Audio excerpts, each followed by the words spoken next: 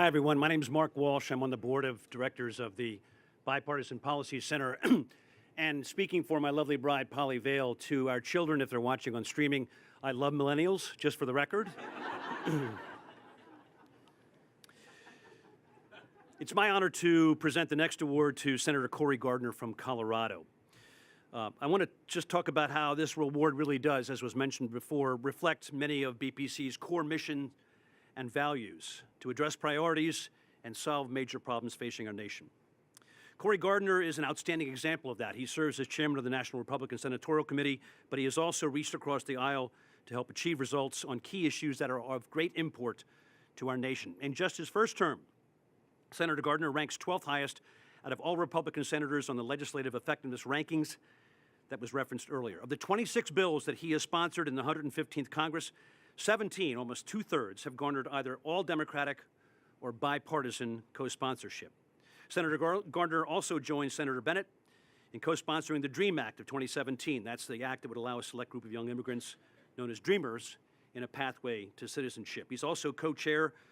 He's one of the co-chairs of the Senate Cybersecurity Caucus, along with Senator Warner of Virginia, Senator Wyden, and Senator Daines. They introduced bipartisan legislation to improve the cybersecurity of internet-connected devices, which apparently some of us have in our pockets. He's also teamed up with Senator Ed Markey of Massachusetts to introduce the Leverage to Enhance Effective Diplomacy Act of 2017. I could go on and on and on, but I think you get the point. Please, everyone, join me in welcoming one of our 2018 Legislative Action Award winners, Senator Cory Gardner from the great state of Colorado.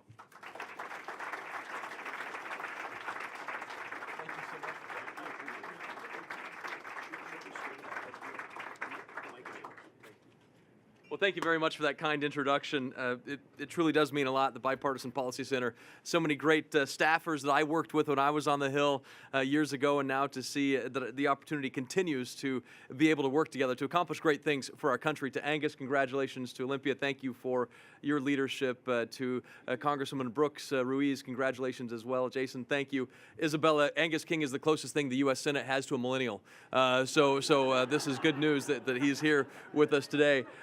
I'm joined also by our 14-year-old daughter who's on spring break. She's hiding back here, I think. You know, her name is Allison, and some kids get to go to Florida for spring break. She gets to come to Congress, so it's really nice. And I told her she never gets to go to Florida for spring break. But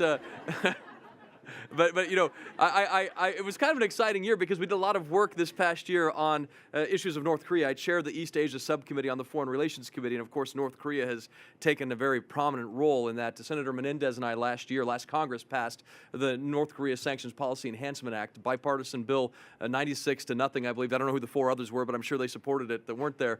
But that's what's led to this sanctions regime that is starting to put pressure on Kim Jong-un. I was so excited when Allison came home from school one day and she told me that she got to write a report on North Korea, because I was proud as a dad. I'm like, this is great news. She's going to ask me about North Korea, and I'm going to be able to talk to her about, you know, the role that we've played in North Korea and what this means. And so a month or so goes by, and I never hear from Allison about this paper. And I asked her, I said, Allison, whatever happened with your North Korea paper? And she said, oh, I got a 100 on it. I said, but Allison, we never talked about it. And she said, oh, I just listened to what Marco Rubio said. So anyway, I've been shown up by my daughter. Again, I have to get used to it. I want to thank all of you for this, because it truly does mean a lot. And I've given great thought to what effect this environment has had on our politics, what's wrong with our public policy system today, and how we fix it. And a lot of times I go back and I think about something that Senator Bill Armstrong from Colorado, said years ago. He was kind of this rebellious member of the House, and he got elected to the Senate. And a lot of people were wondering, how is this Senator Bill Armstrong from Colorado, this Congressman Bill Armstrong from Colorado, going to be in the Senate? What kind of a senator is he going to be? And he was quoted in the New York Times in the early 80s, 1983, I think it was, and he said this. He said, while I am firm in my principle, I am flexible on the details.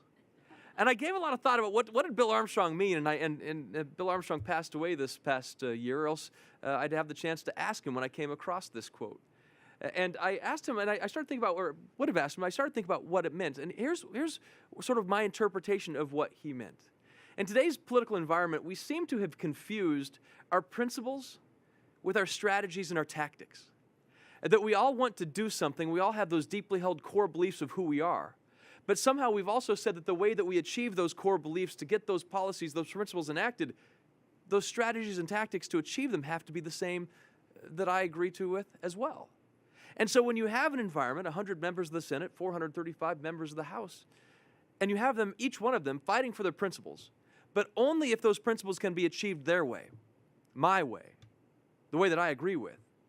When strategies and tactics are elevated to the same thing, how do we get anything done? And so to staff gets kind of tired of me telling this story. I always make the comment, is this a pillar or a paint challenge? Because if it's a pillar, it's structural, right? You tear down the pillar, you're going to have a problem keeping that building in place. Maybe that's the principle. But if it's the paint, my gosh, does it have to be red? Does it have to be yellow? Does it have to be purple? Does it have to be blue? We can figure out ways to do this. And so our challenge, the BPC, our challenge, the Bipartisan Policy Center, our challenge as Republicans and Democrats and Independents and Greens and everybody, is to figure out ways that we hold to what we believe, but we figure out ways to work together to get there. Because I think Angus King is worried about the economy. I think Angus King is worried about taxes and regulations and the environment. Those are principles I'm sure that Angus holds deeply. But we can figure out how we can both get there together. The strategies and tactics that we might prefer may not be what allows us to achieve our two principles together. But we've got to figure out how to do it. Because if we don't in this country, if we don't figure out how to change that plane of equality of tactics, strategies, and principles, we're never going to get anything done. So let's figure out ways to recognize what we believe in. And then let's figure out if we can change the color of the paint once in a while, get some good work done.